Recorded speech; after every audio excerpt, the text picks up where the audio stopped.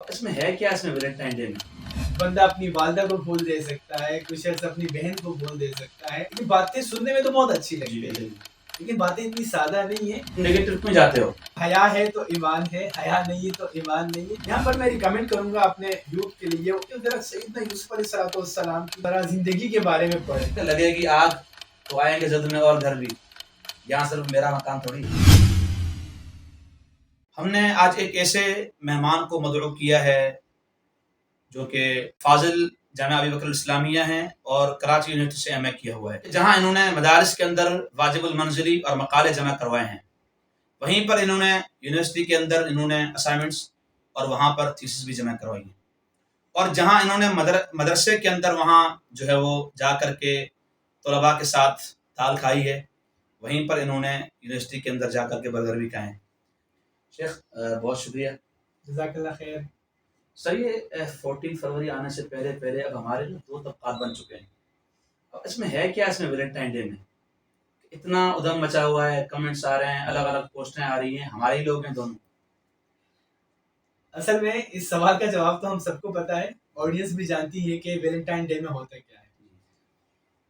اس دن کو محبت سے تعبیر کرنا میں سمجھتا ہوں یہ زیادتی ہے. ایک تصور تو یہ دیا جاتا ہے کہ بھائی اظہار محبت ہے، بہت معصوم سی بات کی جاتی ہے. بندہ اپنی والدہ کو پھول دے سکتا ہے، کوئی شخص اپنی بہن کو پھول دے سکتا ہے.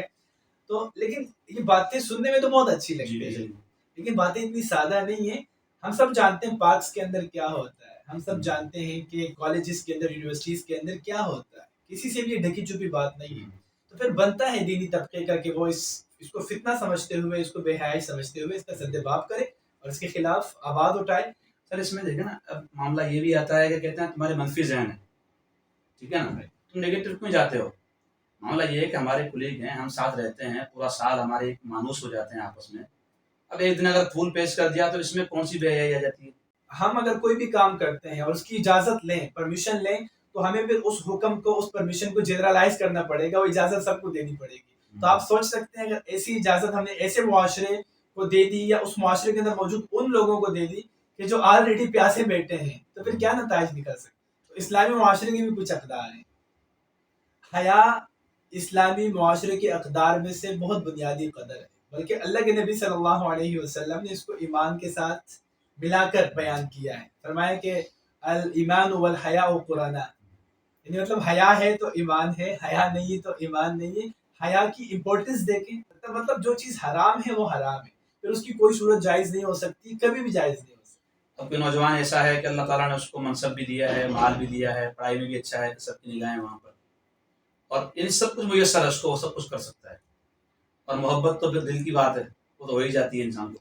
اب محبت بھی ہو گئی، اب اس کے باوجود یہ صرف یعنی دینی باتیں، علماء کرام کی تقاریر، اللہ کے دین کو دیکھ کر اچھاتا ہے. اسلام ایسے نوجوان کو کس نگاہ سے دیکھتا ہے؟ بات یہ ہے کہ تقوی کا پتہ ہی تب چلتا ہے جب بندہ جاڑیوں پر سے گزرتا ہے، کہ جس کے پاس پوری کی پوری اویلیبلٹی ہے، مطلب اس کے پاس موقع ہے، وہ چوکا مار سکتا ہے، لیکن وہ رک رہا ہے. کس لیے؟ اللہ کی رضا کے لیے. نبی صلی اللہ علیہ وسلم نے فرمایا من ترک شیئا للہ عوضہ اللہ خیرا منہ. جو بندہ اللہ کی رضا کے لیے کسی حرام کام کو ترک کر دیتا ہے تو اللہ تعالیٰ اس کو بہترین نعم البدل عطا فرماتے ہیں. یہاں پر میں ریکمینڈ کروں گا اپنے یوتھ کے لیے، نوجوانوں کے لیے، کہ ذرا سیدنا یوسف علیہ السلام کی نا وہ ذرا زندگی کے بارے میں پڑھیں. کہ اس ٹائم ہمارے نوجوانوں کے پاس وہ موقع نہیں ہے کہ جو موقع سیدنا یوسف علیہ السلام کے پاس، کہ وہ جس جگہ پر رہتے تھے ان کے پاس فل ٹائم ان کا ایک برائٹ فیوچر تھا، کہ اگر وہ جہاں وہ رہتے تھے اس خاتون کی بات وہ مان لیتے تو ان کے پاس کیا کچھ نہیں تھا، وہ اپنی ایک اشارے پہ ساری دولت لوٹا دی تھی، وہ اتنی محبت کرتی تھی. تو وہ رکے اس حرام کام سے، انہوں نے تمام چیلنجز کو فالو کیا، پھر اس کے نتیجے میں، بچنے کے نتیجے میں انہوں نے 12 سال تقریباً جیل میں گزارے. تو بہت اللہ اکبر، تو بہت کچھ سیکھنے کے لیے سیدنا یوسف علیہ السلام کی زندگی میں. پھر وہی جو آپ نے پہلے بات کی کہ اللہ اچھا دیتا ہے، اللہ اچھا. کیسا ہوا ہے آگے؟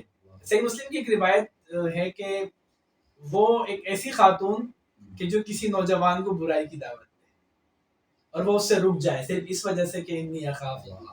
وہ جو 7 अरश के साए वाले। अल्लाह अकबर। अल्लाह के नबी सल्लल्लाहु अलैहि वसल्लम ने फरमाया कि क़यामत के दिन जब कोई साया नहीं होगा, अल्लाह ताला उस नौजवान को साया नसीब फरमाएंगे। कुछ नौजवान ईमान के एहसास कमतरी का शिकार हो जाते हैं कि सबको मोहब्बत हो रही है, मुझे हो ही नहीं है।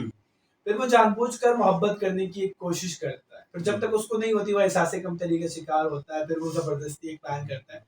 तो ये सब कुछ हो रहा है मुआशरे के अंदर। और खुद अपने आप को अपना हकीर समझ रहा होता है कि यार मैं जो है वो मैं किसी से कम हूँ क्या।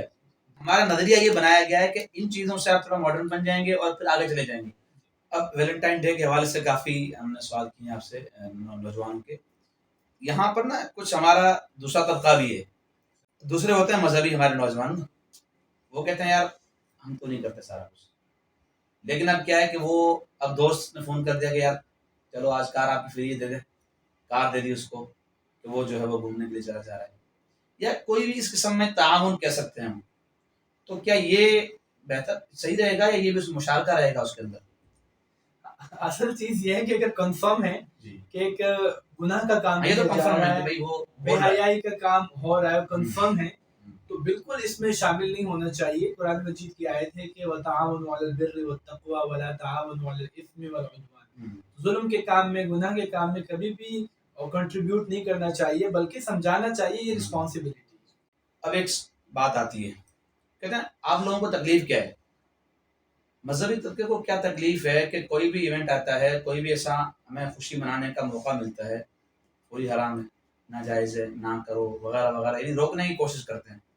दीगर मज़ाहिब भी तो है ना, कहते हैं हमारे साथ जो है वो क्रिश्चियन पढ़ते हैं, हमारे साथ जो है वो हिंदू पढ़ते हैं, दीगर हैं, उनके मजहबी पेशवा कभी मना नहीं करते, न उनके वीडियोज़ आते हैं, न कुछ आता है, और हमारे वाले हैं कि हर काम में जो है वो मुदाखलत करते हैं। इनको तकलीफ क्या है? इस्लाम की नज़र में बाकी तमाम मज़ाहिब करप्ट हो चुके हैं, और हम जानते हैं हिस्टोरिकल एविडेंसेस जो हैं उनसे प्रूव होता है कि अगर हम क्रिश्चियनिटी की बात करें, दीगर मज़ाहिब की बात करें, तो उनमें से कोई तो रूहानियत की बात करते हैं, तज़किया की बात करते हैं, प्रैक्टिकल मजहब तो कोई है नहीं।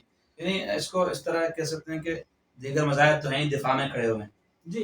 इस्लाम एक फैलने वाला एक मजहब है। मतलब दीगर मजहब में से इस टाइम कोई एक मजहब पोजीशन नहीं ले सकता कि वो इस सशक्ति भी इंसानियत के मसाइल का हल दे, तो वो ज़ाब्ता हयात इस्लाम है। यहाँ मैं कमेंट करना चाहूँगा कि असल में ना ये मेरे ख्याल में एतराज़ ऐसा है कि कोई बंदा ऑपरेशन थिएटर के अंदर हो और कहेगा डॉक्टरों को तकलीफ क्या है, काट पीट करते रहते हैं, ठीक है ना, छोड़ें, जिंदगी गुजारने दें हमें।